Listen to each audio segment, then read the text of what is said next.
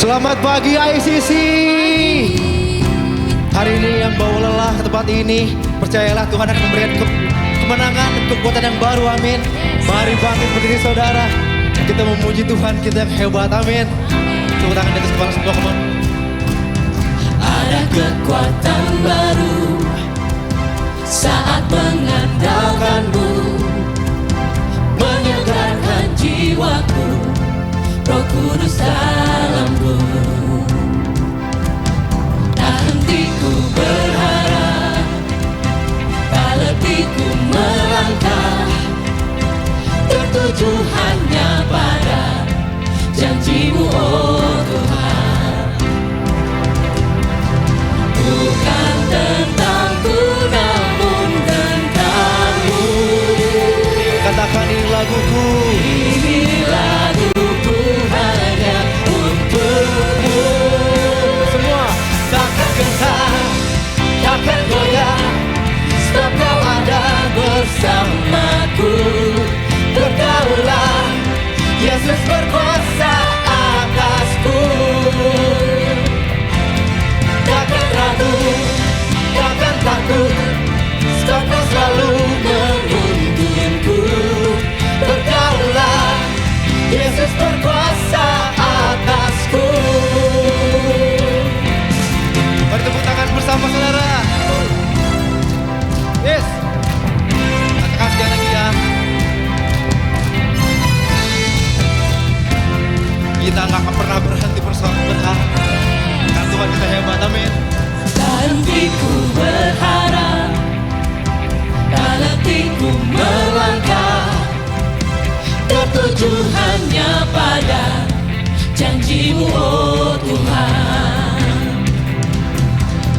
Bukan tentangku namun tentangmu. Ini laguku, Ini laguku hanya untukmu. Katakan, takkan gentar, takkan goyah, sebab kau ada bersamaku. Berdaulah, Yesus berkuasa atasku. takkan ragu, Takkan ragu, takkan takut, sebab kau selalu menuntunku. Berdaulah, Yesus berkuasa atasku. hey.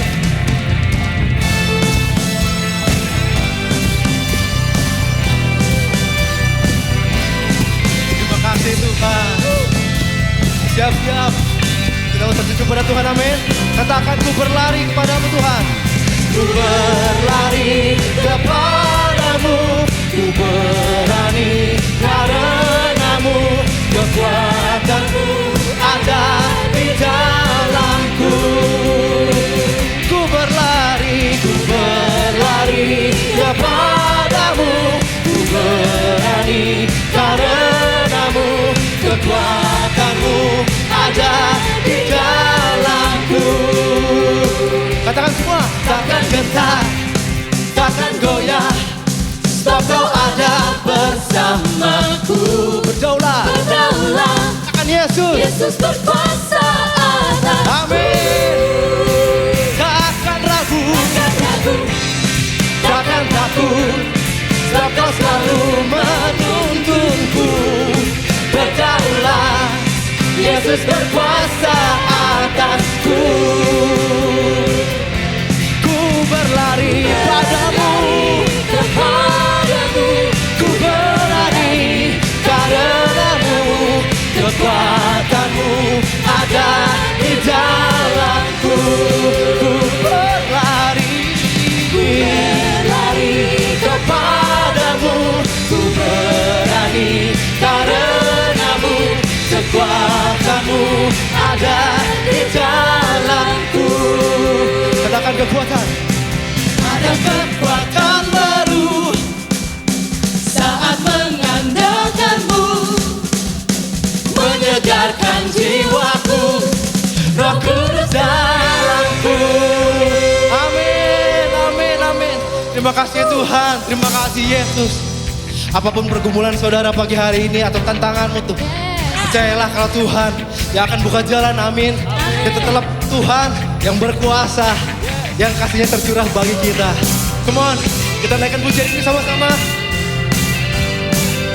Terima kasih Tuhan. Katakan jalannya samudra. Dalamnya samudra, lebih dalam kasih-Mu. Salib-Mu menebus hidupku. Tinggi cakrawala, Tinggi cakrawala, lebih tinggi kuasa-Mu. Roh Kudus Kau tuntun hidupku. kemuliaan. Kemuliaan-Mu ya Bapa, memerintah dan berkuasa. Hanya Engkaulah Raja segala raja. Kebesaran-Mu Tuhan, Kebesaran-Mu ya Bapa, diagungkan selamanya. Karena Engkaulah Raja segala raja. Katakan segala raja. Allah raja Yesus. Katakan dalamnya samudra, come on. dalamnya samudra, lebih dalam kasih-Mu. Salib-Mu Salib-Mu menebus hidupku. tinggi cakrawala, Tinggi cakrawala, lebih tinggi kuasa-Mu. Roh Kudus Kau tuntun hidupku.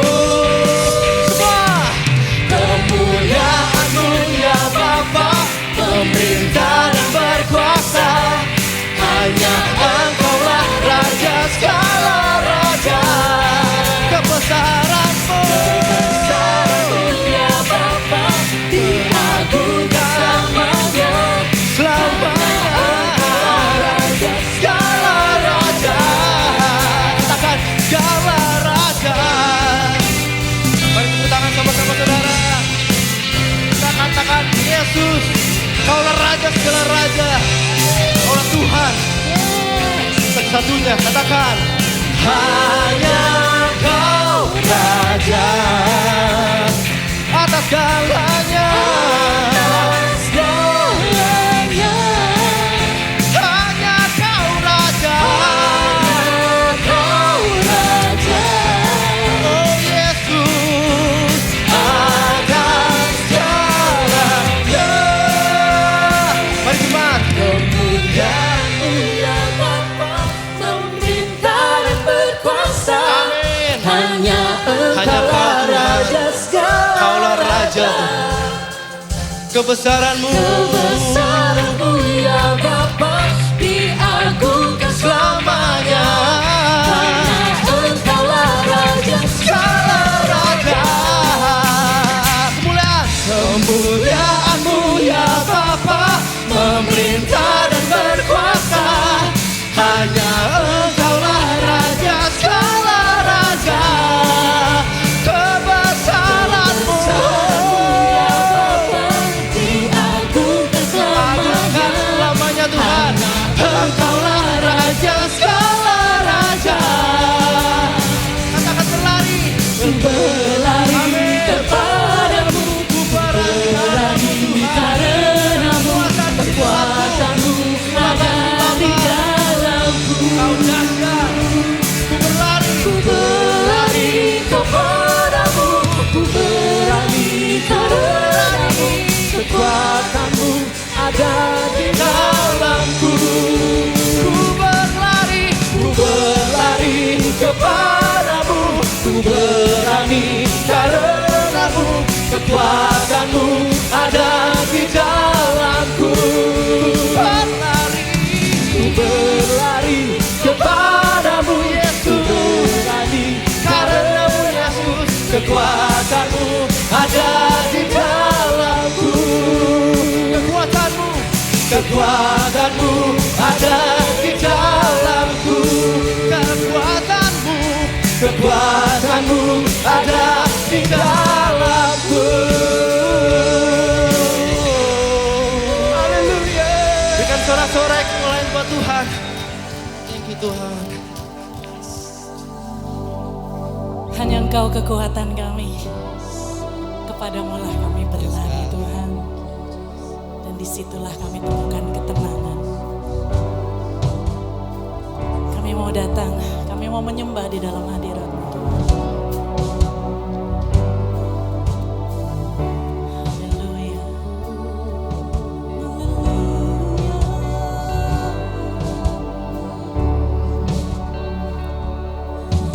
As I come into your presence, past the gates of praise, into your sanctuary, till we're standing face to face. I look upon your countenance, see the fullness of your grace. I can only bow down and say, as I come into your presence, past the gates of praise, into your sanctuary, till we're standing face to face. I look upon your countenance, see the fullness of your grace. I can only bow down and say,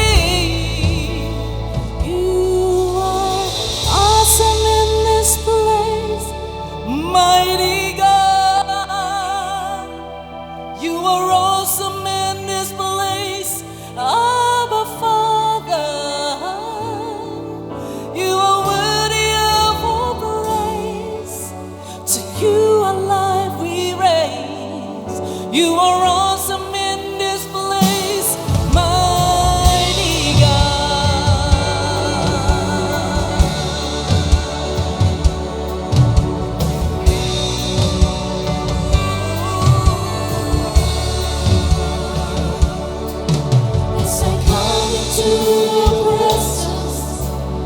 Past the gates of praise, into your sanctuary, till we're standing face to face.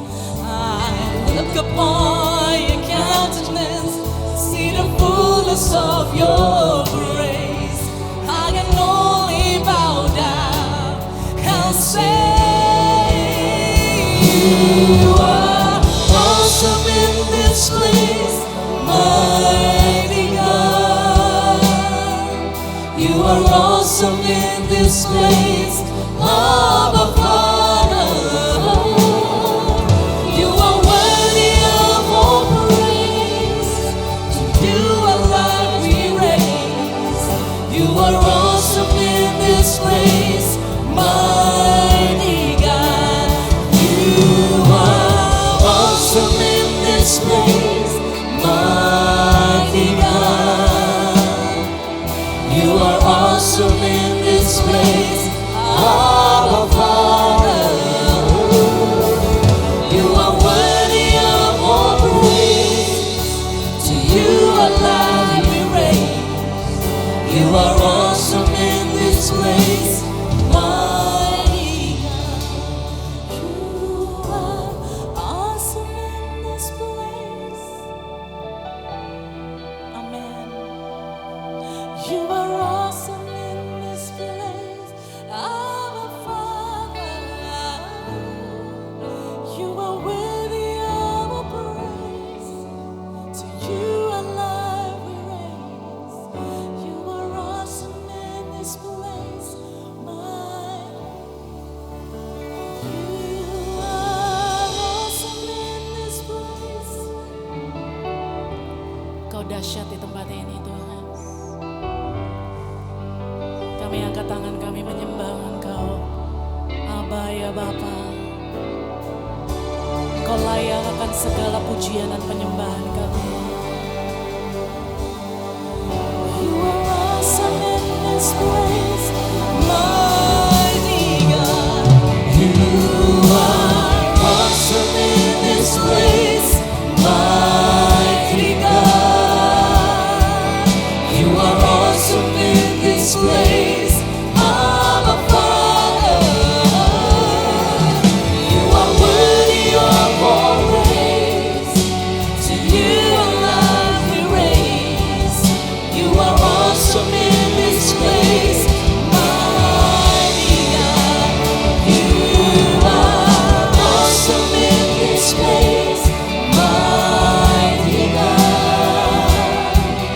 You are awesome in this place. Our Father, you are worthy of all praise. To you our life we raise. You are awesome in this place, mighty God. You are awesome in this place, mighty God.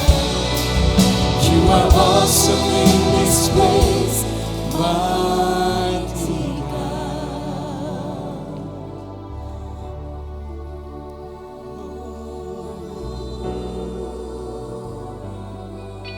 You are awesome. You are awesome in this place. You are mighty God. You are awesome in this place. Mighty God. Kau Allah yang dahsyat perkasa Raja di atas segala raja. Layak, layak, layak terima pujian kami.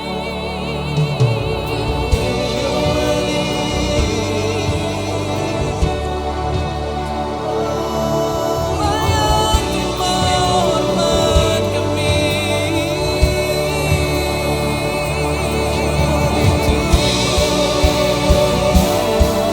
You're worthy, Lord. You're worthy, Lord.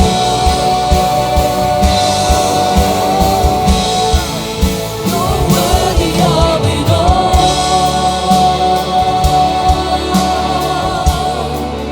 You're worthy of it all.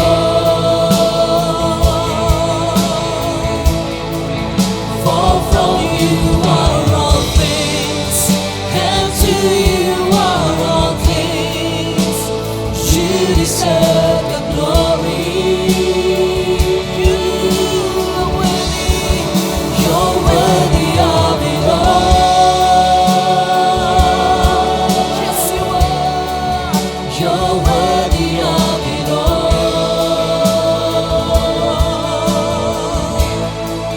For from you are all things, and to you are all things. You deserve the glory. You're worthy of it all. You are worthy, Lord. You're worthy of it all. You are worthy of it all. For from you are all things, and to you are all things. You deserve the glory. You're worthy of it all.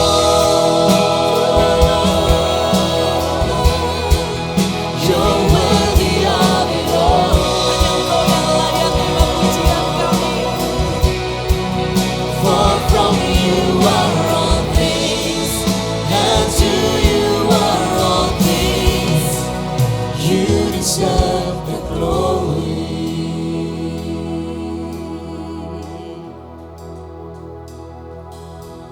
Day and night, night and day, let incense arise.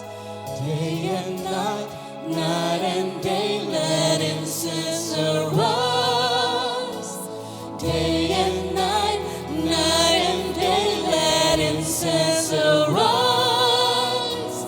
Day and night, night and day, let incense arise. Day and night, night and day, let incense arise. Day and night, night and day, let incense arise. Day and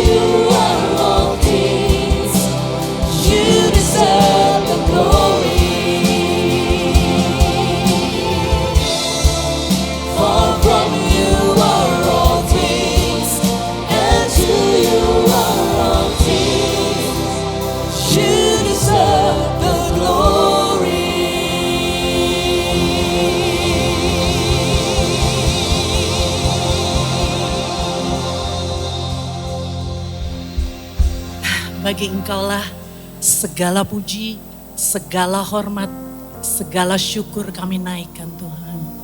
Karena Engkau Allah yang dahsyat dalam setiap kehidupan kami.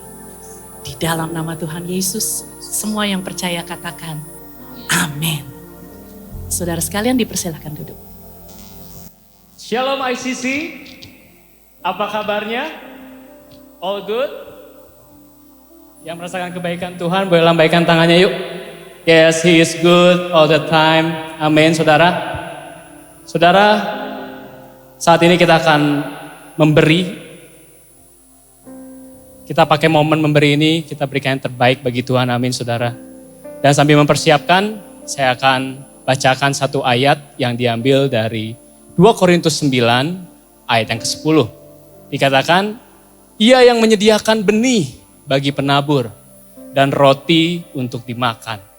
Ia juga yang akan menyediakan benih bagi kamu dan melipat gandakannya dan menumbuhkan buah-buah kebenaranmu. Saudara, dari ayat ini ada beberapa poin yang sangat penting, saudara. Yang pertama dikatakan, Ia telah menyediakan benih. Yaitu adalah Tuhan. Tuhan adalah sumber dari segala sesuatunya. Sehingga pada saat kita mau menabur saat ini, itu semuanya berasal dari Tuhan. Segala pekerjaan, segala penghasilan, segala kemampuan, semuanya Tuhan izinkan untuk kita miliki saat ini. Amin. Poin yang kedua, Tuhan gak hanya menyediakan benih, tapi Dia juga mau menumbuhkan buah-buah kebenaran dalam hidup kita. Bahkan melipat gandakannya.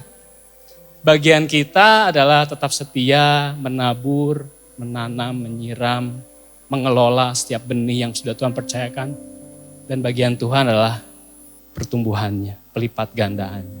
So, pada saat kita memberi, saudara, jangan melihat berapa besar, kecil, nominal yang akan kita berikan kepada Tuhan. Tapi kita dari ayat ini belajar bahwa pada saat kita memberi, kita punya perspektif buah apa yang akan Tuhan kerjakan melalui pemberian saya. Saya ulangi lagi, dari ayat ini kita bisa belajar bahwa bukan seberapa besar, seberapa kecil nominal yang kita berikan. Tapi buah apa yang ingin Tuhan kerjakan dalam pemberian kita. Amin, saudara. Dan Tuhan rindu melalui apa yang kita miliki, apa yang kita lakukan saat ini, lebih banyak lagi pengenalan, lebih banyak lagi kasih, lebih banyak lagi ucapan syukur dan buah pelayanan yang kita hasilkan. Amin, saudara. Siap memberi semuanya? Mari kita berdoa. Tuhan Yesus, kami percaya Tuhan, hadirat-Mu ada di tengah-tengah kami. Terima kasih untuk lawatan-Mu pada pagi hari ini Tuhan Yesus. Dan saat ini kami mau memberi, terima kasih untuk kesempatan kami boleh memberi ya Tuhan. Biarlah setiap pemberian ini ya Tuhan, kami percaya bisa Kau pakai untuk memperluas kerajaan-Mu di tempat ini ya Bapa dan bagi orang yang membutuhkan. Kami berdoa dan mengucap syukur yang mau memberi, yang siap memberi, sama-sama katakan amin. Amin. Ya, dari Tuhan kita menerima benih dan roti. Ada bagian untuk kita gunakan dan jangan lupa ada juga yang perlu kita tabur agar dapat dilipat gandakan. Selamat siang Bapak Ibu Saudara, apa kabar? Baik ya. Oke, senang sekali saya Shirley Gracia hadir menyampaikan rangkaian informasi seputar kegiatan ICC. Tapi sebelum itu saya mau pantun dulu boleh? Ambil dandang menanak nasi. Saya datang untuk menyampaikan informasi. Oke, informasi yang pertama ini ada undangan spesial bagi saudara yang usahanya bergerak di bidang tekstil, garment, konveksi atau fashion brand. Dan saudara ingin membawa bisnisnya naik level hingga mampu bersaing di pasar global. Ayo ikut workshop bersama Shenley Suganda. Ya, beliau adalah Senior Creative Director Lee Jeans Dickies, dan Wrangler USA. Nah, dalam workshop ini saudara akan mempelajari bagaimana brand Amerika dan Eropa memilih pabrik mitra. Kemudian apa sih faktor-faktor yang menentukan berhasil atau gagalnya memperoleh order ekspor. Lalu saudara juga akan diberikan kiat meningkatkan bisnis dari sistem CMT atau Cut, Make, Trim dan menjadi full package atau FOB. Dan juga roadmap 90 hari untuk menjadi buyer ready. Wah, mantap ya. Spesial untuk saudara, acara ini gratis dan saudara bisa mengikuti melalui Zoom. Cuman 1 jam untuk saudara akan diperlengkapi dengan strategi jitu agar produk saudara mampu menembus bahkan bersaing di pasar global. Oke, please save the date. Jumat 28 Agustus mulai jam 9 sampai 10 pagi. Informasi yang berikutnya untuk ladies. Hai ladies. Iya, siapa yang setuju ngobrol di tempat yang cozy, lalu makanannya lezat begitu ya. Ngobrol bareng sahabat itu adalah healing tersendiri buat kita ya ladies. Nah kalau gitu jangan lupa untuk ikuti Wow Fellowship kali ini yang gak cuma kongko tapi juga akan dibekali dengan cara menjalani kehidupan yang lebih intensional. Yaitu saudara akan diperlengkapi oleh Ibu Angelique Handoko, seorang life coach. Beliau akan hadir di tengah perkumpulan Wow ini yang akan berbicara tentang life by design. Acara ini untuk ladies yang berusia 21 tahun ke atas dan dengan hanya Rp80.000 saja sudah dapat makanan lezat, obrolan yang hangat juga ilmu yang penuh dengan manfaat. Catat waktunya hari Sabtu tanggal 29 Agustus mulai jam 9 pagi sampai 12 siang di Umanari Bakery and Cafe Jalan Naripan nomor 36. Oke, dari ladies, saya mau ke yang single nih. Ada yang single di sini. Yang single katakan wuh. Oke, kalau yang single biasanya suka ditanya ya, kapan nih punya pasangan gitu kan ya? Atau awas loh keburu tua. Udah sikat aja itu tuh, yang penting ada dulu. Ya, itu hal-hal yang sering banget didengar ya oleh para single. Oh, ampuni mereka ya Tuhan, mereka gak tahu apa yang mereka lakukan gitu ya. Atau mungkin saudara udah mulai desperate nih ya, aku gak dapet nih sampai di tahun yang kesekian. Eits, tenang, di ICC akan memperlengkapi para singles. Ya, jangan lupa untuk hadir di minggu depan. Tanggal 30 Agustus, Single Seminar Anti-FOMO Single Whole Completely Secure by Christ oleh Pastor Caleb dan Ripka Lukman. Jadi saudara yang single, yakinlah, single is not a problem to be fixed, it's a season to be lived with God. Minggu depan ya, 30 Agustus mulai jam 12 siang, acara ini gratis, dibuka untuk umum, mulai dari yang SMP, sampai single yang udah dewasa silahkan hadir, bahkan orang tuanya juga boleh hadir supaya tahu nih tips atau triknya untuk menghadapi remaja atau anak-anaknya yang masih single. Jadi jangan tunggu lama-lama, daftar sekarang juga. Dan informasi yang terakhir, sebagai pengikut Kristus kita perlu menjadi murid. Untuk itu ICC memperlengkapi saudara dengan kelas pemuritan. Discipleship class akan dimulai pada hari Senin tanggal 7 September di Gereja ICC jam 6:30 malam. Ada 4 kelas, yaitu kelas 101 tentang hidup berkomunitas, kelas 102 tentang hidup melayani, kelas 103 tentang kepemimpinan, dan kelas 104 tentang pemimpin yang berdampak. Ayo daftar, kasih tahu kiri kanannya, ayo daftar yang belum ikutan ya, yang udah sebelumnya 101, nah mesti next ikut di 102 dan seterusnya ya, sampai 104. Dan saudara sudah bisa mengikuti atau mendaftar kegiatan-kegiatan yang saya sampaikan tadi melalui aplikasi My ICC Church. Yang belum ada di handphonenya bisa download ya melalui App Store atau Play Store. Nama aplikasinya adalah My ICC Church. Oke, sekian informasi yang bisa saya sampaikan. Jangan lupa untuk sebentar lagi kita akan mendengarkan firman Tuhan. Moto dari ICC adalah catat, lakukan, dan bagikan. Oke, kita akan mendengar firman Tuhan oleh our senior pastor. Saya undang Pastor Chandra Sunjaya.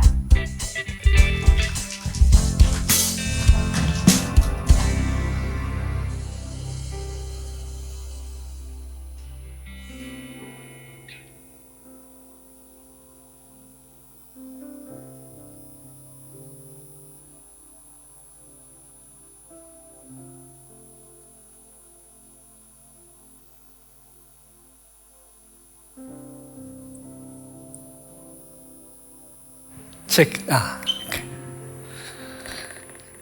Apa kabar? Banyak acara ya hingga ini.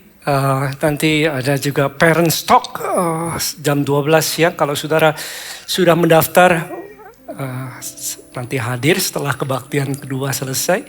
Dan kalau belum, saudara mau belajar tentang bagaimana berbicara tentang kepada orang tua, kepada anaknya, khususnya yang teenagers, saudara bisa langsung hadir dan bisa daftar di My ICC Apps ya. Dan minggu depan juga Pastor Caleb akan bersama dengan kita di khotbah kebaktian 1 dan 2 ya. Kemudian dia seminar siangnya. Oke, yuk kita doa yuk. Terima kasih Bapa, ucap syukur untuk kebaikan Tuhan. Kami tahu hadirat Tuhan mengalir di tempat ini Tuhan. Terima kasih untuk kebaikan. Terima kasih Tuhan untuk penyertaan Tuhan. Melalui setiap musim yang kami lewati, Tuhan selalu ada dan menyertai. Sebentar kami akan dengarkan firman Tuhan. Kami berdoa supaya Roh Kudus sendiri yang membukakan pengertian yang baru dan memberikan kami penglihatan, visi-visi yang datang daripada Tuhan. Sehingga kami tahu apa yang Kau inginkan kami hidupi. Kami sambut firman Tuhan. In the name of Jesus. Everyone say Amen. Oke. Boleh kasih tepuk tangan sama teman-teman yang sudah melayani. Terima kasih sudah melayani dan jadi berkat. Dan bagi saudara yang mau melayani juga bisa daftar nanti di meja informasi. Banyak sekali departemen yang dimana kita bisa bertumbuh di sana menjadi berkat di gereja ini, saudara. Nah kali ini saya akan bagikan satu hal yang sederhana mengenai marketplace, ya, dunia kerja. The Marketplace, serinya adalah The Marketplace, judulnya adalah Mulai dari Nol. Jadi kalau saudara pertama kali datang di gereja ini, this is one of the best time of the year. Kenapa kita bisa belajar tentang marketplace ya? Nah saudara, hari-hari ini saya begitu banyak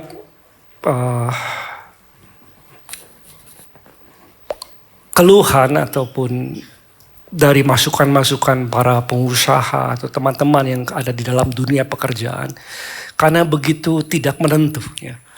Orang yang berkarir dalam sebuah perusahaan atau orang yang punya usaha, apakah itu toko dan lain sebagainya, pabrik dan lain sebagainya. Karena situasinya memang gak menentu, sudah sekian lama ya.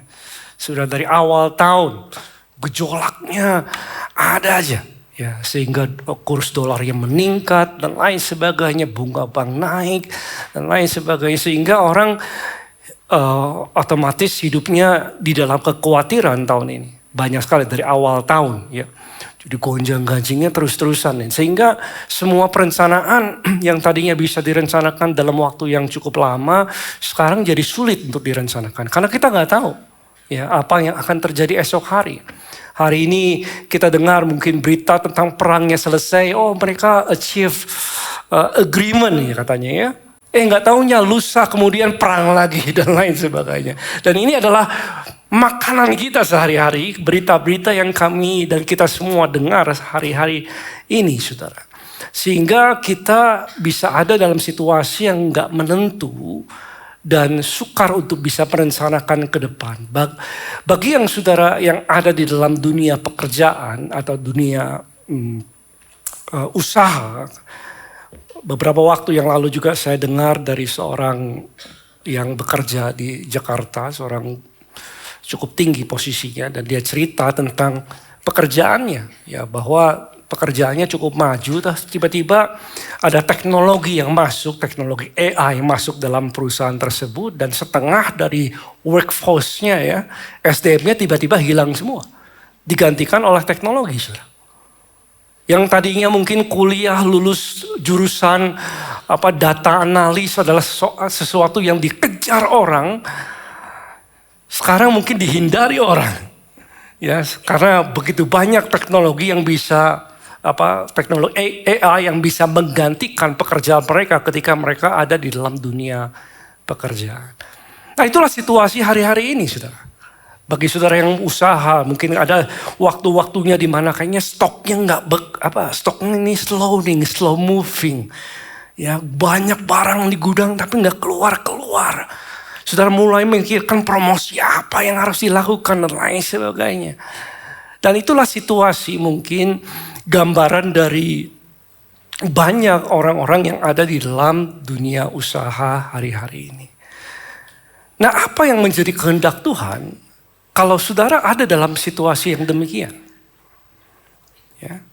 Apakah di dalam karir yang gak menentu, apakah di dalam pekerjaan yang mungkin kita gak bisa tahu kepastian untuk masa depan. Nah, di dalam cerita Alkitab, saudara, ada sebuah sejarah yang tercatat dari tanah Irak, saudara. Ya, di tanah Irak, kalau di Alkitab ditulisnya Babel. Ya. Mereka itu mengalami tekanan yang luar biasa. Bangsa Babel satu waktu mereka ini kurang lebih 590 sekian tahun lah ya sebelum Tuhan Yesus lahir. Tiba-tiba diserang oleh bangsa yang adidaya saat itu. Bangsa Babel, Nebukadnezar rajanya, dan mereka menyerang habis-habisan Yerusalem dan Yehuda, ditaklukkan suku Yehuda. Dan dibawalah bangsa itu menjadi tawanan. Jadi tawanan. Berjalan kaki mungkin 1400 kilometer jauhnya berbulan-bulan sampai ke Babel. Ya. Dan saudara bisa bayangkan kalau kita ada di situ. Ya, kita punya usaha, ada orang yang punya pekerjaan, ada orang yang punya keluarga yang baik, ada yang sedang bercocok tanam dan lain sebagainya. Tiba-tiba diserang, tiba-tiba jadi tawanan. Ya. Kita nggak bisa, bukan lagi kita punya sesuatu yang kita bisa telah kumpulkan selama ini, tiba-tiba semuanya jadi hilang. Ya. Dan orang-orang itu dibawa menjadi tawanan berjalan ke Babel berbulan-bulan. Termasuk para imam, termasuk para orang-orang pejabat, termasuk para pengusaha zaman itu. Mereka diangkut ke Babel yang tadinya punya banyak pekerjaan, yang punya usaha dan lain sebagainya. Tiba-tiba mereka harus mulai lagi sekarang dari nol. Nah, sekarang di Babel, saudara, apa yang Tuhan mau bagi mereka? Ketika mereka ada di tanah yang asing sebagai tawanan, apakah Tuhan masih bekerja? Apakah ada rencana Tuhan yang menyertai mereka di tanah tempat mereka dibuang? Nah, ketika mereka ada di Babel, saudara, ada sebuah surat yang sampai. Nah, saya mau bukakan suratnya bagi saudara.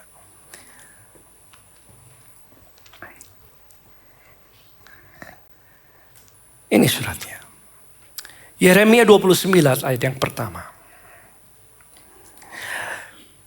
Beginilah bunyi surat yang dikirim oleh siapa? Nabi Yeremia. Dari Yerusalem kepada tua-tua di antara orang buangan, kepada imam-imam, kepada nabi-nabi, kepada seluruh rakyat yang telah diangkut ke dalam pembuangan oleh siapa? Nebukadnezar dari Yerusalem ke Babel. Inilah suratnya. Dan di dalam surat ini berisi kehendak Tuhan yang spesifik ya untuk apa yang mereka harus kerjakan di negeri ketika mereka ada di dalam pembuangan. Nah, sudah tahu bahwa sudah percaya bahwa Tuhan adalah Tuhan yang menyertai kita. Yang percaya lambaikan tangan. Ya. Kita percaya bahwa Tuhan kita adalah Tuhan yang bukan hanya menyertai di tengah-tengah zaman yang baik. Tapi dialah Tuhan juga yang sama kuasanya menyertai di tengah-tengah zaman yang kurang baik. Amin. Kuasa Tuhan gak berubah oleh kondisi. Kuasa Tuhan penyertaannya gak berubah oleh karena politiknya berubah. Karena ada peperangan terjadi, tiba-tiba kuasa Tuhan terhalang. No. Dia adalah Tuhan yang maha kuasa. Dia adalah Tuhan yang menyertai umatnya dalam keadaan apapun umatnya ada. Dialah Tuhan yang menyertai mereka. Bangsa Yehuda ketika mereka sedang dalam keadaan baik satu waktu. Terus tiba-tiba mereka ada di dalam pembuangan sebagai tawanan. Masa depannya suram, saudaraku. Mereka gak bisa melihat masa depan. Bahkan mereka gak tahu hidup esok hari harus ngapain. Nah, di tengah-tengah demikian kondisi yang seperti ini, mereka berpikir bahwa hadirat Tuhan pasti sudah jauh dari mereka. Tuhan sudah gak ada lagi di tengah-tengah kesukaran kita nih. Kalau di Yerusalem ada bait Allah, di Yerusalem ada hadirat Tuhan, ada kemuliaan Tuhan. Nah, sekarang kita nih ada di Babel. Jauh dari hadirat Tuhan dan mereka punya kesimpulan demikian. Tapi tiba-tiba di tengah-tengah negeri pembuangan mereka ada seorang nabi yang mendapatkan penglihatan. Kalau saudara buka nabi Yeskel di Yeskel 1 ayat yang 1 dikatakan begini. Ini nabi muda, saudara. Dapat penglihatan.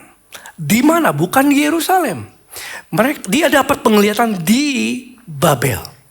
Lihat ini. Ketika aku bersama-sama dengan siapa? Para buangan berada di tepi sungai Kebar. Ya, di Irak sana, saudara. Terbukalah langit dan aku melihat penglihatan tentang Allah. Jadi di negeri pembuangan mereka ada seorang nabi dan dia melihat penglihatan tentang Allah. Bukan di Yerusalem dia lihatnya, tapi di negeri pembuangan mereka. Di zaman yang tidak menentu, di zaman yang mereka merasa Tuhan itu jauh banget sama mereka. Udah jauh banget sama mereka. Tiba-tiba nabi ini mendapatkan penglihatan, ajaran-ajaran tentang Allah. Maka itu Tuhan kita, saya tulis, Tuhan kita adalah bukanlah Tuhan yang menjauh dari penderitaan kita, tetapi menyertai di dalamnya. Tuhan adalah Tuhan yang menyertai. Dalam keadaan apa, meskipun kita merasa Tuhan jauh. Meskipun saudara datang ke gereja, saudara gak merasakan bahwa engkau merinding dan lain sebagainya ketika memuji Tuhan. Kita merasa jauh daripada Tuhan. Kita merasa gak ada pertolongan Tuhan. Tapi Tuhan selalu menyertai. Haleluya. Bahkan kalau saudara dengar cerita-cerita tentang Sadak, Mesak, Abednego, itu semua ada dalam negeri pembuangan itu. Ya, mereka sedang ada di dalam negeri pembuangan di Babel, saudaraku. Tiba-tiba mereka dibuang kemana? Ke dapur api. Tapi Tuhan ada di situ.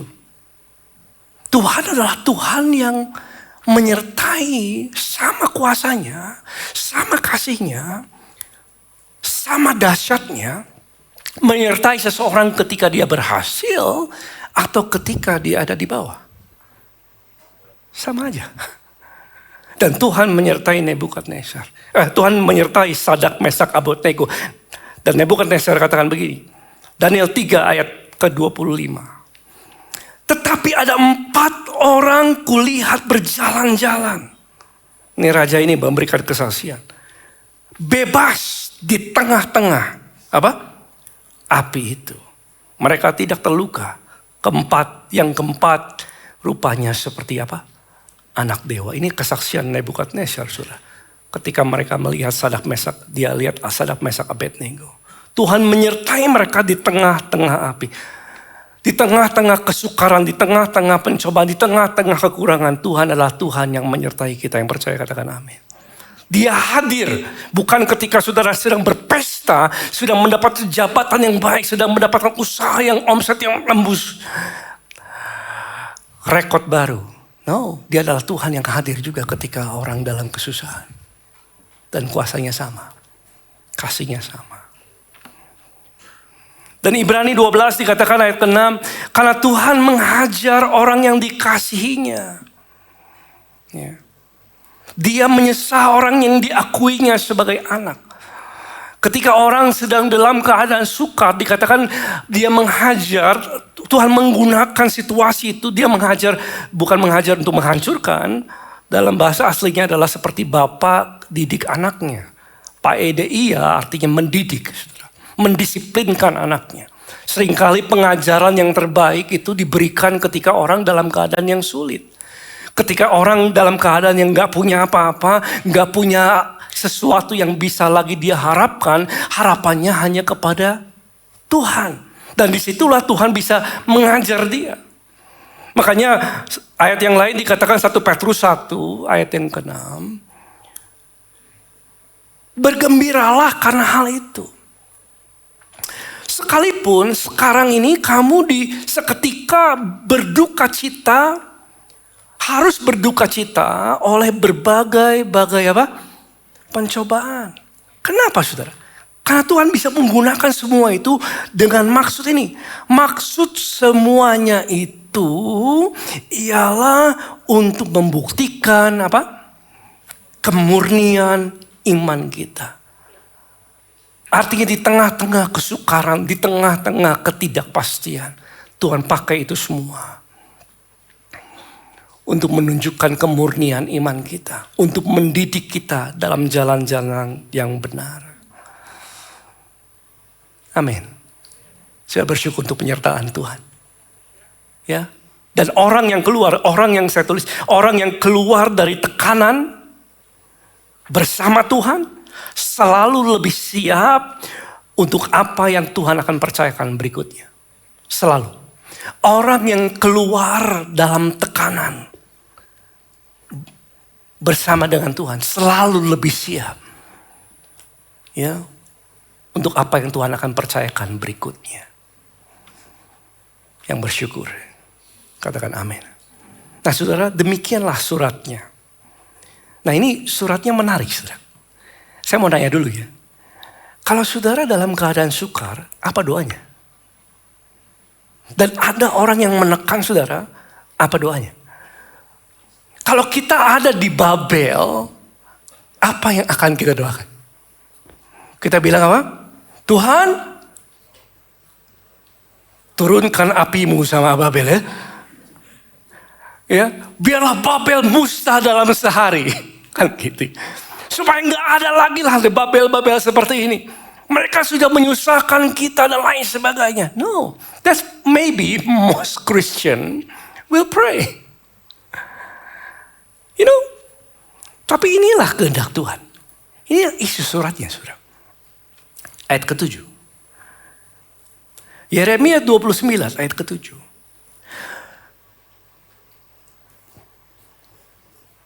Usahakanlah kesejahteraan kota kemana kamu aku buang. Wow. Dan berdoalah untuk kota itu kepada Tuhan. Yuk sama-sama. Sebab kesejahteraannya adalah kesejahteraanmu. Di tengah-tengah kesukaran, ditekan oleh bangsa Babelonia dengan rajanya yang luar biasa, jahatnya saudara, Tuhan katakan usahakanlah kesejahteraan kota itu. Dan berdoa berdoa bagi kota itu. Kenapa?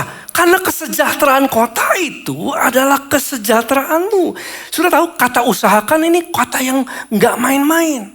Usahakan bahasa aslinya adalah darash. Darash itu artinya memburu, mengejar, cari dengan tekun, usahakan dengan benar sampai dapat. Untuk kesejahteraan kota itu. Betul kamu dalam pembuangan, tapi usahakanlah kesejahteraan kota itu. Sebab kesejahteraan kota itu adalah kesejahteraan kamu. Kesejahteraan dalam bahasa aslinya adalah shalom. Shalom bicara tentang keutuhan secara ekonomi, sosial, dan segala sesuatu. Tidak ada yang retak. Semuanya baik, saudara. Ya. Ada hubungan yang erat antara kesejahteraan kota dengan kesejahteraan kita.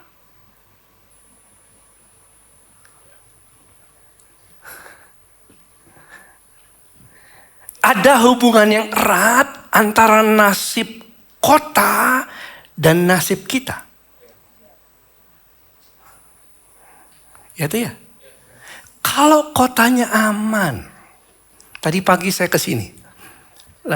Di mobil saya lihat di Jalan Merdeka, saya buka kacanya. Aduh, senang ya lihat orang jalan pagi-pagi. Kayaknya happy gitu ya. Sehat dan lain sebagainya. Kalau kotanya aman, orang aktivitasnya baik. Itu ya? Ya. Malam-malam kalau di sebuah tempat kota yang aman kita bisa berjalan tanpa khawatir. Itu kalau kotanya aman. Tapi kalau kotanya nggak aman, ya, usahanya siapa yang mau usaha di sana? Investornya pada kabur, usahanya pada nggak jalan, orang penganggurannya juga meningkat. Kalau pengangguran meningkat, pasti kejahatannya pun naik. Dan kejahatannya naik, artinya nggak aman. Bagaimana kita bisa sekolahkan anak kita dalam kondisi yang nggak aman? Bagaimana kita bisa menikmati fasilitas yang baik tanpa keamanan, saudara? Itu kalau kotanya nggak aman. Tapi bayangkan kalau kita tinggal di kota yang baik. Kotanya aman, maju. Ya toh? Investor pada datang, usaha pada buka semua. Ya, dan penganggurannya menurun, kejahatannya pun menurun. Ekonominya berputar baik, saudaraku. Kita bisa menikmati fasilitas yang ada. Kesejahteraan kota akan mempengaruhi kesejahteraan kita. Makanya Tuhan kasih perintah yang jelas. Di tengah-tengah kesukaran negeri pembuanganmu, kamu harus usahakan kesejahteraan kotamu.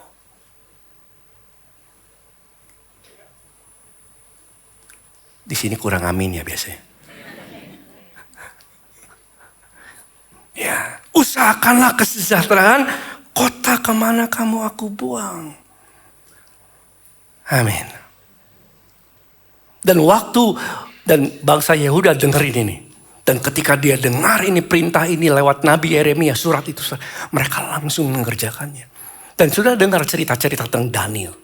Ya, Daniel, Sadak, Mesak, Abednego. Daniel dipakai Tuhan. Di negeri pembuangan, dia dipakai Tuhan. Dia melayani dengan baik. Dari pekerjaannya excellent. Dengan roh yang luar biasa dia melayani. Dampaknya apa? Ekonominya maju, saudara. Bahkan bukan hanya ekonomi yang maju. Rajanya bertobat, saudara. Nebukadnezar yang mengerikan itu, bahkan dikatakan begini, Daniel 4 ayat 34. Setelah lewat waktu yang ditentukan, aku Nebukadnezar, dikatakan begini, menegadah ke langit akal budi kembali kepadaku. Aku memuji yang maha tinggi dan membesarkan dan memuliakan siapa? Yang hidup kekal itu. Berikan tepuk tangan untuk Tuhan kita. Pada waktu ada orang yang mengerti hal ini, meskipun mereka ada di dalam negeri pembuangan, mereka tetap bekerja dengan baik, mereka bekerja dengan excellent. Bahkan bukan ekonomi yang naik, saudara. Banyak orang yang bertobat. Termasuk rajanya. Tuhan bisa bekerja ketika orang mau menjadi berkat. Bahkan setelah itu kalau saudara dengar ceritanya, di zaman Raja Kores, bangsa Yehuda dipersilahkan kembali ke Yerusalem. Yang tadinya mereka menekan, membawa mereka dalam tawanan, bangsa yang sama memulangkan mereka kembali ke Yerusalem. Dahsyat Tuhan kita, saudara. Makanya dikatakan usahakanlah kesejahteraan kota. Ya, kemana kamu aku buang. Meskipun para nabi-nabi palsu zaman itu, saudara, banyak nabi palsu juga. Karena zaman susah ya. Zaman susah ada yang mau viral. Ya, dia cerita lah. Dia cerita, oh jangan khawatir. 2 tahun lagi beres kok semua. Ya, 2 tahun lagi kita akan bebas. Itu nabi palsu, saudara. Sehingga kamu gak usah repot-repot kerja. Kamu gak perlu repot-repot. Kamu hanya tahan aja sebentar. Ya, tunggu aja. Kita akan dibebaskan kok. No, saudara. Ya. Tapi Tuhan katakan usahakanlah kesejahteraan apa? Kota. Seringkali mindset beberapa orang yang di luar sana mungkin demikian, saudara. Ketika ada di dalam pekerjaan, ada dalam usaha, mungkin usahanya gak terlalu besar. Usaha begini buat apa sih? Ya, dia gak perbaiki dengan baik sistemnya. Dia gak memperbaiki dengan baik pelayanannya. Dia gak memberikan yang terbaik dari produknya. Kenapa? Kecil, customer saya masih 10 orang sih. Ya, gak punya pelanggan tetap kok. Jadi buat apa saya buat yang bagus? Ya. Mungkin ada dari kalangan orang yang berkarir dalam sebuah perusahaan. Saya masih entry level kok dalam perusahaan. Masih posisinya rendah, administrasi ringan. Ya, pendapatan aja nggak seberapa kok. Buat apa saya memberikan yang terbaik untuk perusahaan di mana saya kerja? Buat apa? Seringkali orang punya mindset yang demikian. Sehingga berkat Tuhan sukar untuk bekerja lewat kehidupan mereka. Tetapi orang yang mengerti bahwa kamu harus mengusahakan kesejahteraan kota di mana aku buang. Di mana Tuhan menempatkan kita, di sanalah Tuhan mau kita mensejahterakannya. Yang bersyukur katakan amin. Nah, dengan cara apa saudaraku? Ini ayat keempat. Caranya gini, mengusahakan kesejahteraan.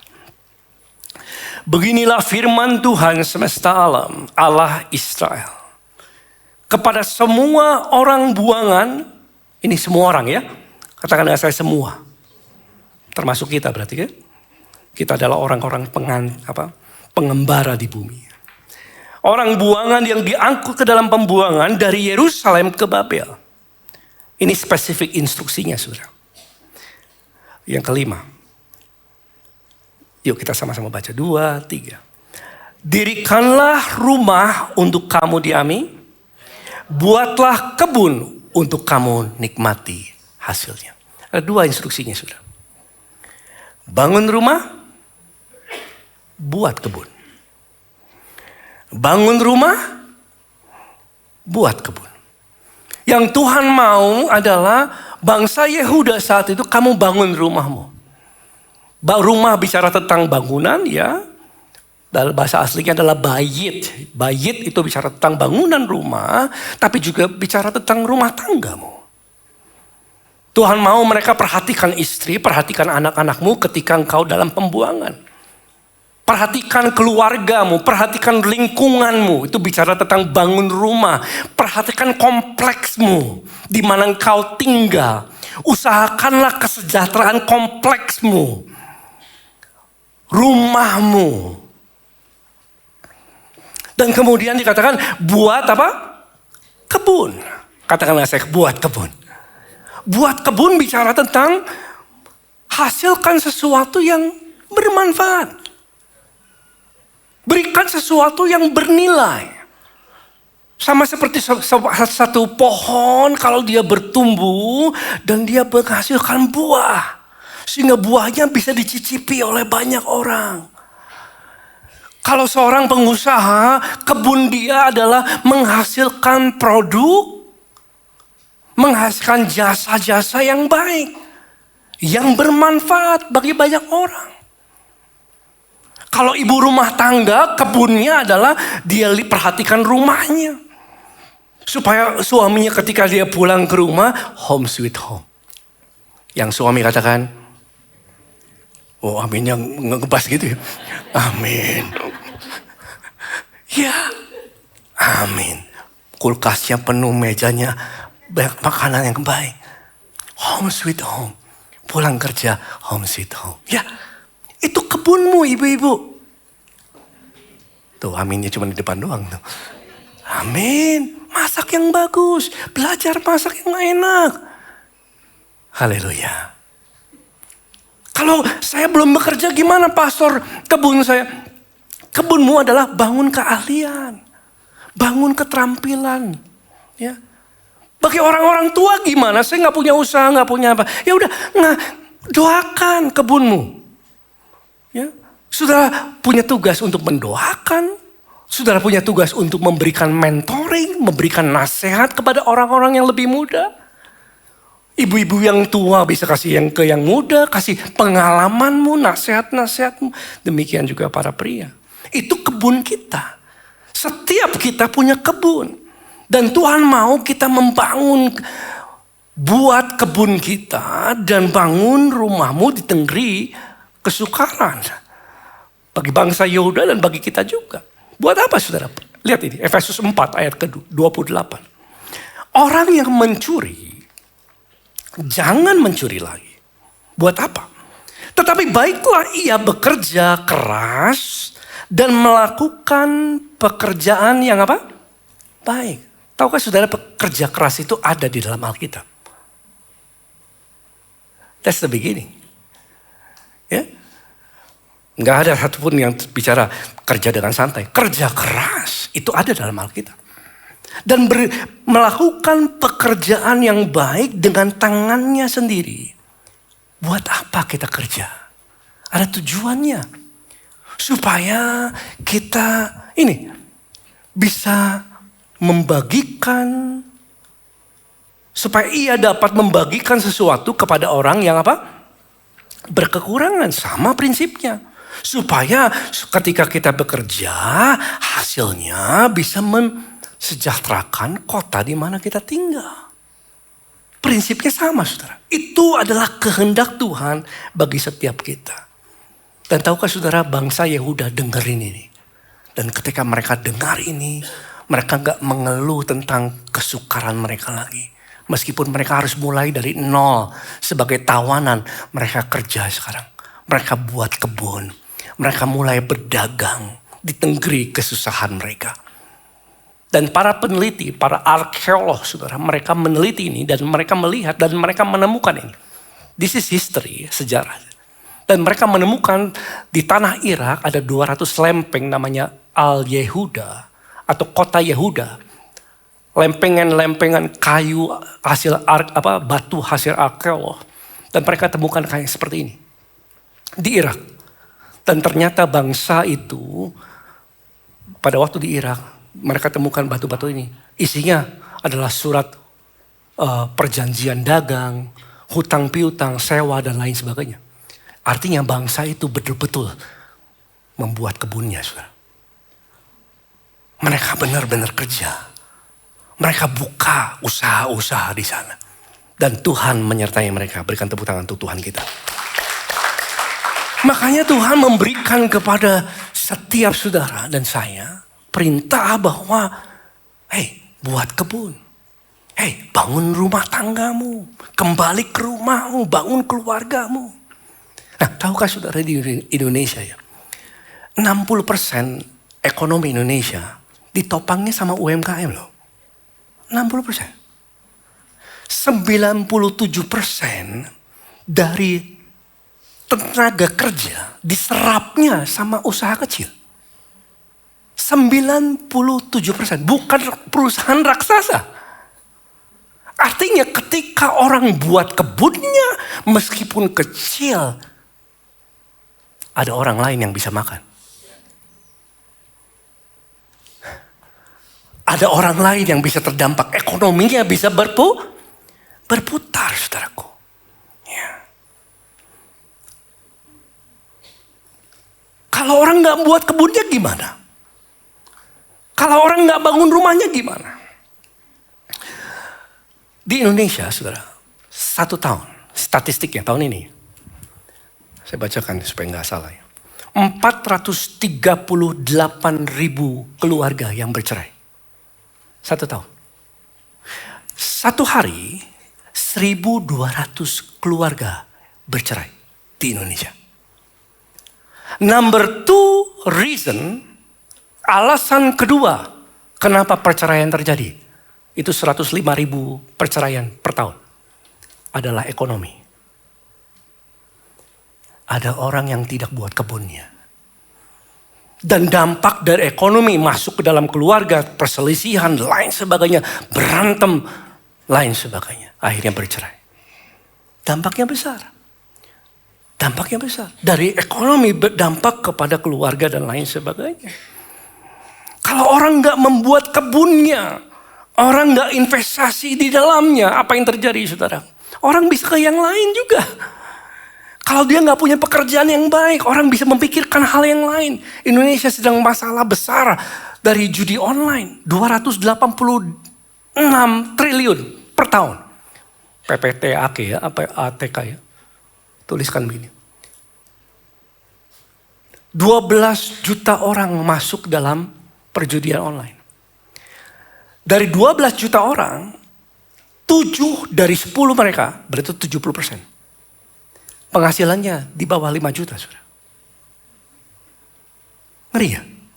Artinya karena mereka nggak punya yang benar, mereka tabur di tanah yang salah. Makanya perintah Tuhan, usahakanlah kesejahteraan kota kita. Yang mau katakan amin. Berikan tepuk tangan untuk Tuhan kita. Usahakanlah kesejahteraan kota. Saya suka apa yang Ishak lakukan ini. Ishak ini, dia percaya dia diberkati Tuhan, saudara.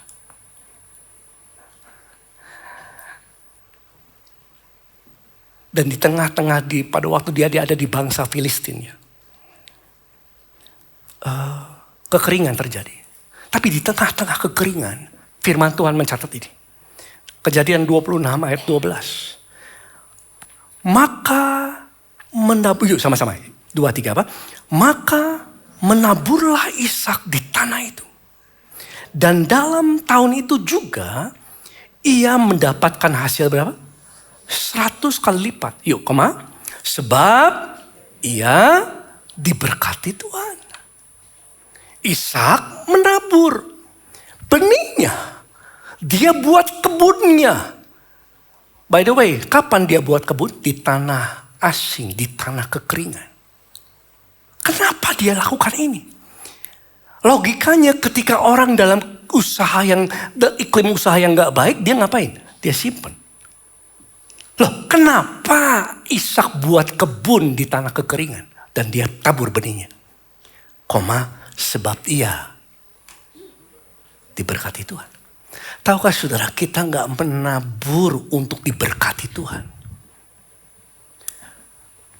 Tetapi gini, yang benar adalah karena saudara diberkati Tuhan, saudara menabur. Amin. Firman Tuhan katakan demikian. Dalam Galatia 3 ayat 29, jika kamu adalah milik Kristus, maka kamu juga adalah keturunan siapa? Abraham. Dan berhak menerima janji Allah. Kita gak menabur, gak buat kebun, gak buat usaha, produk dan lain-lain supaya kita diberkati Tuhan. Kita kalau bekerja gak bekerja dengan excellent supaya kita diberkati Tuhan. No. Kita sudah diberkati Tuhan. Makanya kita bekerja dengan baik. Amin. Dan Tuhan bekerja lewat taburan kita. Tuhan bekerja lewat setiap kebun yang saudara buka. Untuk kesejahteraan kota kita. Dan tahukah saudara, tuayan tidak pernah terbatas oleh kondisi. Pekerjaan Tuhan tidak pernah terbatas oleh masa. Pekerjaan Tuhan tidak pernah terbatas oleh kondisi. Pekerjaan Tuhan, tuayan hanya terbatas oleh orang yang tidak mau menabur. Itu aja. Karena firman Tuhan mencatat taburan itu selalu akan menghasilkan. Karena di sanalah Tuhan bisa bekerja. Karena itulah perintah Tuhan. Pastor, saya gak punya banyak hal. Saya gak punya modal. Saya gak punya macam-macam lah. Saya gak punya keahlian. Gak S1, gak S2. Ya, saya gak punya banyak network. Tapi saya bisa hanya lakukan ini aja. Tabur itu. Kalau engkau percaya bahwa itu datang dari Tuhan, itu adalah benih. Dan benih itu harus ditabur, saudaraku. Bangsa Yehuda di tengah-tengah pembuangan mereka sebagai tawanan gak punya apa-apa. Mereka harus mulai dari nol. Tapi ketika mereka dengar firman ini oleh Nabi Yeremia, mereka mulai buat kebunnya, mulai dari kecil-kecilan dulu. Apa yang terjadi? Pemazmur ini ada lagunya nih. Ya, tim My Praise harusnya tahu ini. Mazmur 126 ayat 5. Nyanyian ini dinyanyikan oleh orang-orang pembuangan di Babel. Orang-orang yang menabur dengan mencucurkan air mata akan apa? Menuai. Dengan sorak-sorai, berikan tepuk tangan untuk Tuhan kita. Meskipun orang dalam keadaan sukar sekalipun, karena dia percaya bahwa dia sudah diberkati Tuhan, maka dia menabur. Dia akan menuai dengan sorak-sorai. Itu saudaraku. Jadi kuncinya apakah kita mau menabur? Ya, air mata kita nggak membatalkan tuaian. Yang membatalkan tuaian adalah orang yang berhenti di dalam menabur. Orang yang berhenti di dalam membuat kebun dan membangun rumahnya. Dan justru ketika orang membuat kebunnya, buat sesuatu yang menghasilkan, apakah itu produk, apakah itu jasa, lewat keahlian yang Tuhan berikan, saudara, Tuhan bisa bekerja memelihara hidupnya. Karena firman Tuhan dalam 2 Korintus tadi Jackson sudah sampaikan ini ayat 9, 2 Korintus 9 ayat ke-10. Bahwa dia adalah Tuhan yang menyediakan benih. Siapa yang mau hidupnya selalu berkelimpahan akan benih, saudara? Saudara gak akan pernah kekurangan benih. Siapa yang mau lambaikan tangannya? Nah, benih ini secara khusus diberikan. Bagi siapa? Bagi siapa, saudara? Bagi penabur. Benih ini diberikan kepada penabur. Tuhan mencari siapa orang yang mau menaburnya, mau menggunakannya. Dan roti untuk dimakan, ia juga yang menyediakan. Ya, benih bagi kamu. Dan melipat gandakan benih ini, memberikan pertumbuhannya atau keberhasilannya. Dan menumbuhkan buah-buah kebenaran kita. Haleluya. Amin. Makanya Tuhan kasih perintah yang jelas. Kalau sedang tidak pasti, kalau sedang bingung tentang masa depan, tetap menabur. Buat kebun, bangun rumahmu. Buat kebun, bangun rumahmu. Suami-suami kembali ke keluargamu. Kembali ke istrimu, kembali ke anak-anakmu. Bangun rumahmu. Dan setiap kita yang Tuhan sudah taruh kapasitas, keahlian, apapun itu. Mulai buat kebun kecilmu. Supaya Tuhan izinkan Tuhan bekerja lewat setiap benih yang dia tabur dalam hidupmu. Dan benih itu harus berguna bagi banyak orang. Berikan yang terbaik meskipun tokomu mungkin masih sepi. Meskipun produkmu mungkin belum dikenal orang. It doesn't matter. Berikan yang terbaik seperti untuk Tuhan. Bukan untuk manusia. Dan kau akan melihat penyertaan Tuhan. Dan kita sampai satu ayat di dalam surat ini, saudara. Yang kita semua ingat ayat ini. Yuk kita sampai ke ayat yang 11. Tuhan katakan gini. Aku ini tahu rancangan-rancangan apa yang ada padaku mengenai kamu. Saudara tahu Tuhan punya rencana? Lambaikan tangannya kalau sudah percaya itu. Ini rencananya. Yaitu rancangan damai sejahtera. Bukan rancangan kecelakaan. Dan tujuannya adalah untuk memberikan kepadamu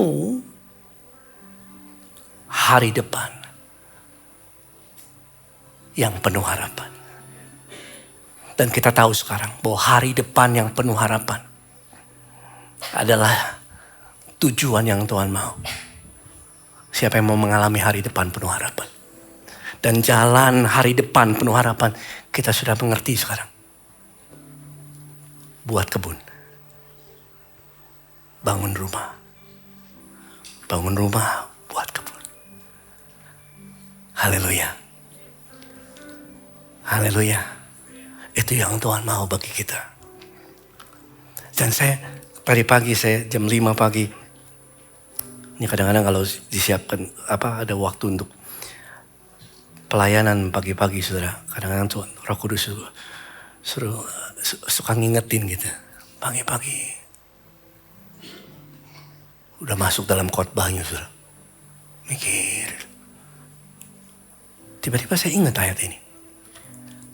Ayat ini, perintah ini diberikan kepada perintah untuk bangun kebun, buat kebun, bangun rumah, diberikan saat-saat yang tidak tepat. Saat mereka dalam pembuangan, mereka nggak punya apa-apa. Tapi Tuhan kasih perintah ini.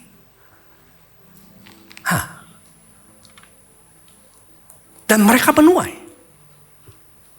Hasilnya bahkan ada pertobatan terjadi. Apa artinya bagi kita? Artinya adalah ini. Bahwa tuaian tidak akan terhalangi oleh kondisi. Tuaian tidak pernah terhalangi oleh keadaan apapun. Bagi orang yang mau menabur. Waktu terbaik untuk menabur adalah waktu ketika saudara percaya. Itu adalah perintah Tuhan bagi kita. Meskipun kita buat kebun yang kecil, it doesn't matter. Disitulah Tuhan bisa bekerja bagi saudara dan saya.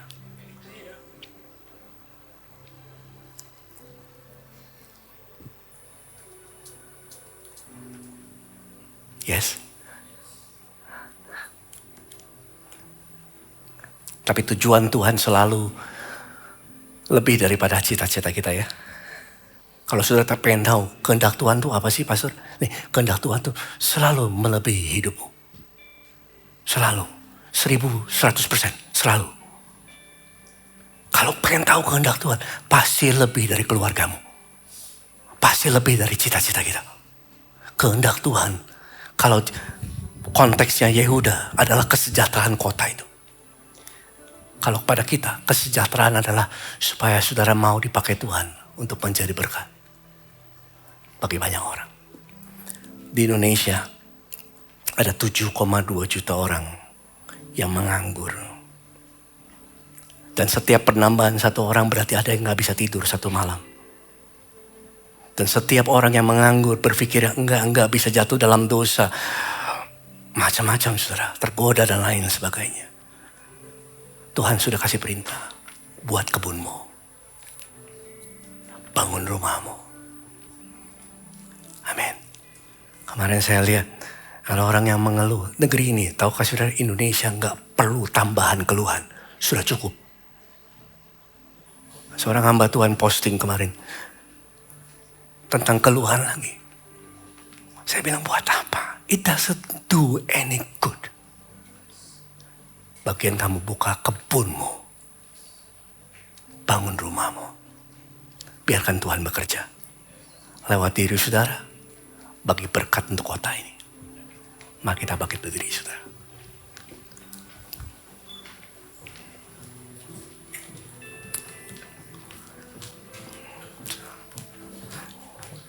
Jadi bagi saudara yang punya usaha sekarang ini. Minta hikmat sama Tuhan untuk bikin produk yang baik. Minta kreativitas untuk bisa membuat jasa yang baik.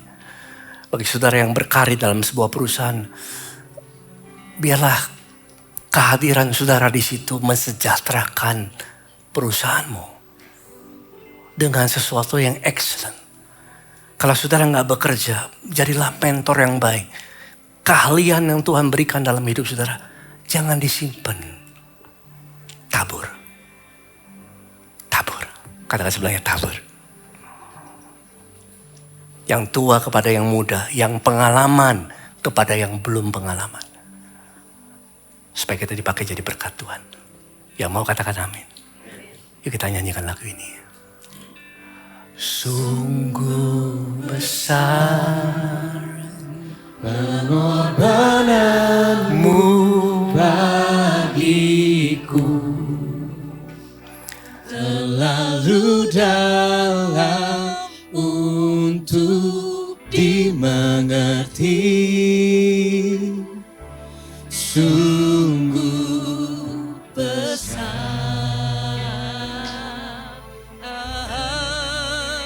sungguh indah yang kau pikirkan tentangku, tak terselami bagiku. Sungguh indah,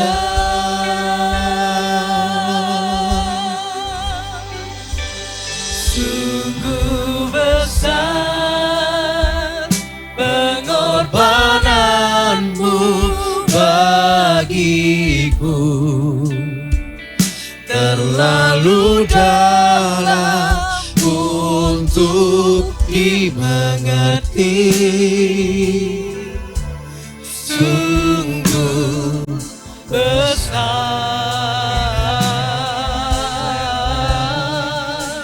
sungguh indah yang kau pikirkan tentangku, tak terselami bagiku. Sungguh indah. Bagi saudara yang telah mendengarkan firman ini, pejamkan matamu. Kalau saudara hadir hari ini, engkau sedang dalam keadaan kekurangan, dalam keadaan ketidakpastian.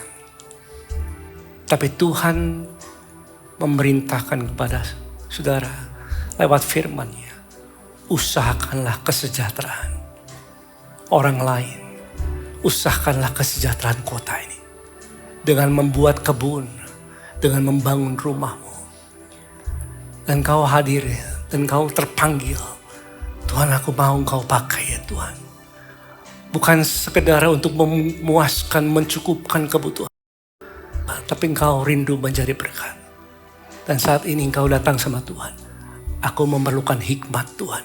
Angkat tanganmu tinggi-tinggi saudara. Saya mau berdoa. Percaya kuasanya hadir saat ini. Tuhan Yesus, kau lihat setiap tangan yang terangkat. Berikanlah mereka kreativitas. Berikanlah mereka hikmat-Mu Tuhan. Saya mengerti apa yang kau inginkan mereka kerjakan.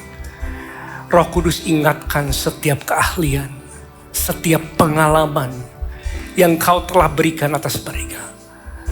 Ingatkan mereka Tuhan. Dan mereka mulai bergerak melantapkan langkah-langkah mereka. Untuk membuat kebun, membangun rumah tangga mereka. Dan kau lepaskan berkat-Mu atas mereka Tuhan.